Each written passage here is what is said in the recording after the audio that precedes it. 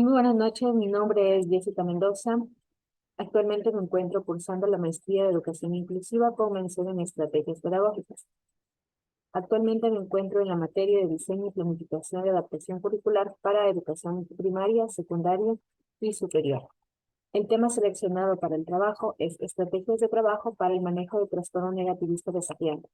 Es indispensable principalmente tener claro en qué consiste el trastorno negativista desafiante, para lo cual tenemos tres pautas específicas que nos marca el DSM-5, en donde nos habla de un patrón de enfado, de irritabilidad, de una actitud desafiante que ha persistido por lo menos 6 meses y que se exhibe durante la interacción, por lo menos con un individuo que no necesariamente es su hermano o un miembro de la familia.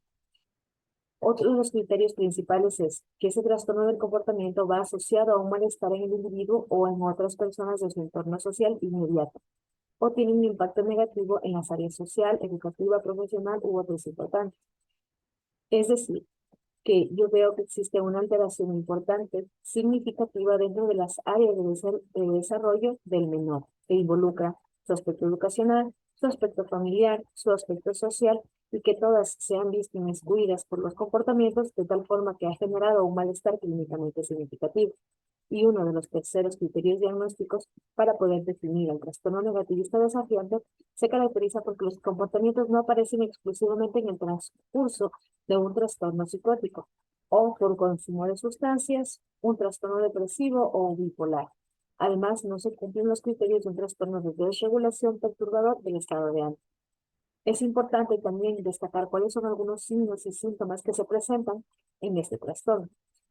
Si bien en el estado de enfado e irritabilidad, a menudo pierden la calma con gran facilidad. Es importante también destacar que se ha caracterizado a tres aspectos en este trastorno, que pueden manejarse desde leve, desde el moderado, desde el grave, caracterizándose por los espacios en los que se muestran este tipo de actitudes.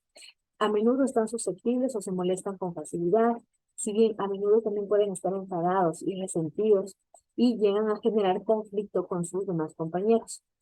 detonando sobre todo discusiones, una actitud desafiante frente al docente o cualquier autoridad, incluyendo los compañeros, de tal forma que constantemente mantienen dificultades con los mismos, de tal forma que se ven excluidos por su grupo circundante, tanto con compañeros como quienes están interactuando con esta persona. Es bastante notorio también identificar que la parte vengativa es un patrón frecuente en este trastorno, porque constantemente vemos que manejan ciertas dificultades que persisten con el tiempo, pero que también por el hecho de quererse vengar y estar constantemente buscando una forma de conflicto. Suele iniciarse entre los 8 años, aunque normalmente no después de la adolescencia, puede aparecer desde los 3 años de edad. Si bien es común que un niño sea inquieto, se incomode, juegue, moleste, en el trastorno negativista desafiante, yo ya veo que estas conductas se han exacerbado. Yo veo que es notorio para los padres, los docentes, que ese tipo de conductas ya no son manejables, no son fácilmente en donde yo las puedo abordar de una perspectiva en cuales van a ceder a corto plazo. Son situaciones que están persistiendo con el tiempo, de tal forma que van a utilizar un lenguaje mucho más obsceno, constantemente se se implantan las mentiras, porque culpan a los demás de sus propios errores, no aceptan, de tal forma que se incluye también la baja tolerancia frente a la frustración, en donde fácilmente caemos en un comportamiento agresivo.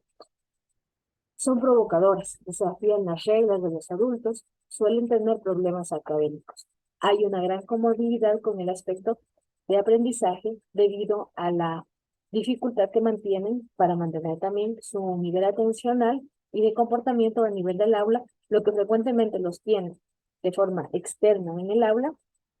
y complica el proceso educativo. A menudo, sobre todo porque molestan a los demás de una forma deliberada, lo cual los implica una problemática, por lo cual toca retirarse del salón, se pasa de alguna forma, se les retira, pero sin embargo no avanzamos y ya empezamos a ver perjudicada su área educativa. Es importante destacar que AEMPA en el tratamiento abarca todos los esquemas del trabajo dentro de lo individual, dentro de lo familiar, dentro de lo social y dentro de lo farmacológico. De tal forma que dentro del aspecto individual nos van a manejar centralmente el aspecto del manejo de la ira. Debido a la baja tolerancia frente a la frustración, es importante denotar que con ellos es importante trabajar desde este aspecto para poder identificar esos factores de riesgo, también trabajar esos momentos claves en los cuales se está propicio a sentirse mal o a incurrir en una acción violenta para poder controlarlo a través de ejercicios de respiración, concentración, economía de fichas. Son instancias que nos van a permitir a nosotros regular de alguna forma tanto el comportamiento como el manejo de la ira, para lo cual también es indispensable trabajar el tema de las consecuencias naturales. Es indispensable que haya una consecuencia a partir de haber infringido alguna normativa dentro de la institución. Por lo mismo, para poder manejar eso, es importante ser disciplinado como profesional, como familiar o desde el área social, de tal forma que si existe una consecuencia natural se debe cumplir y se debe manejar a largo plazo, de tal forma que se debe ser coherente en este aspecto para poder conseguir un cambio conductual a largo plazo. Por lo mismo, el establecer normas claras y cortas para no conseguir que el menor se llegue a frustrar tal vez al exceso de normas que se están estableciendo. De tal forma que si yo segrego las estrategias que voy a trabajar con el niño, que pueden ser desde ordenar su habitación, desde trabajar las tareas, desde el aseo personal, desde todas estas áreas, yo voy a conseguir desagregar, manejar netamente actividad por actividad para poderle permitir que el niño interiorice e identifique cuáles son las actividades que tiene que realizar. El juego de roles es muy importante con el objetivo principal de que caigamos en este aspecto de la empatía para promover en el individuo este aspecto fundamental de que entienda cuál es la perspectiva de su compañero, cómo es que frente a una situación compleja o específica que se dio o se suscitó durante el salón de clases, es importante destacar qué alternativas más se tienen, pero el juego de rol es una de las principales estrategias que nos permite poder manejar este tipo de situaciones y sobre todo adelantarnos a las mismas para tener un esquema mucho más abierto para que el menor pueda identificar todos ese tipo de situaciones. Es importante destacar que debido al comportamiento reiterativo de los menores, es fácil que para docentes y familia caigan constantemente en un patrón de ser acusatorios, de manejar frases o comentarios impropios en donde disminuyen el autoestima del menor. Por eso es importante también destacar y felicitar los logros que se han presentado tal vez a lo largo del día, a lo largo de la semana, pero es importante para yo ir desestructurando aquellos pensamientos irracionales que en muchas ocasiones se instauran en los menores para poder conseguir que poco a poco interiorice el niño de lo capaz que puede ser y que no es un niño malo, porque es bastante frecuente escuchar en su vocabulario decir es que yo soy malo, cuando no es así. Centrarnos más bien, hoy hicimos algo que estuvo mal, o esto en concreto perjudicó a los demás o pasó por esta razón. De tal forma que yo me centro más en la situación y no en la globalidad de la persona, asumiendo que este niño es malo, cuando yo sé que también tiene muchas potencialidades. Por eso es indispensable como padres, como familiares, identificar todas las potencialidades que manejan los menores para a partir de ellas empezar a trabajar. Por lo mismo, es importante sensibilizar al resto, tanto a la familia, tanto a los compañeros, tanto a quien esté cerca del menor, para que afiancemos en este proceso de ir motivando y hacia un cambio conductual certero. Es importante evitar el castigo corporal. Si bien el castigo físico eleva los niveles de cortisol a nivel individual, va a generar el efecto contrario de poder yo conseguir un cambio conductual. Estimular el servicio comunitario con el principal objetivo de promover también el aspecto desde la empatía. Algunas estrategias que son accesibles y que se pueden trabajar desde el hogar y que podemos ir modulando conforme va pasando el tiempo y se puede ir analizando cada una de las estrategias para ver su funcionalidad. Dentro del contexto familiar, es importante también que, si bien algunas de las estrategias anteriores planteadas pueden ser utilizadas dentro de este aspecto, es importantísimo trabajar el estilo parental, porque en muchas de las oportunidades también se ha evidenciado que estilos parentales negligentes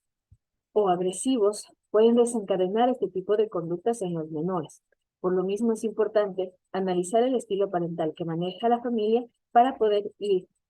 identificando qué situaciones puedo ir cambiando y modulando para poder conseguir mejores resultados. Indagar en las amistades, mantenerme frecuentemente en contacto con los padres de los niños con quienes se relaciona el menor, es importante para poder llegar a crear una gran red de apoyo que nos va a permitir afianzarnos en ese cambio conductual, de tal forma que siempre se va a necesitar un equipo multidisciplinario para poder hacer un cambio efectivo.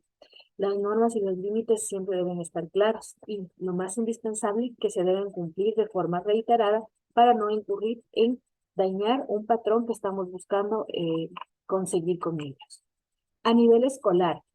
es importantísimo el aspecto psicoeducativo con los docentes para entender que ciertas circunstancias o ciertos trastornos se delimitan a partir de ciertas circunstancias en específico y que es importante motivarlos constantemente a ser partícipe de tal forma en que se sienta involucrado, porque no solo a través de una frase puedo yo generar un movimiento en su autoestima, una elevación, sino también desde el aspecto de que ellos participen y mejoren constantemente.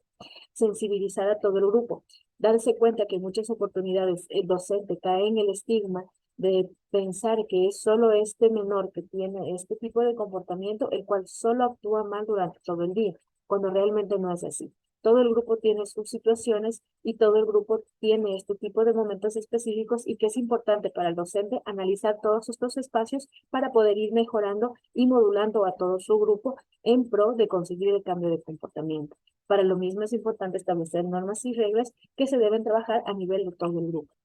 Pero también existe un aspecto farmacológico que nos incluye la risperidona, el haloperidol, el litio, ácido valproico, metilfenidato, los cuales son un tratamiento que nos va a permitir, de cierta forma, bajar el nivel tensional, el nivel anímico y sobre todo nos va a hacer un aporte, pero que para el mismo se necesita de un equipo multidisciplinario para un abordaje integral, el cual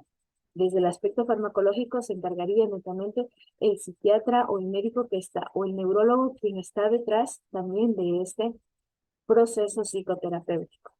Es importante recalcar que para poder conseguir cambios comportamentales a nivel de trastornos que se han manejado durante una larga data, se requiere de una valoración integral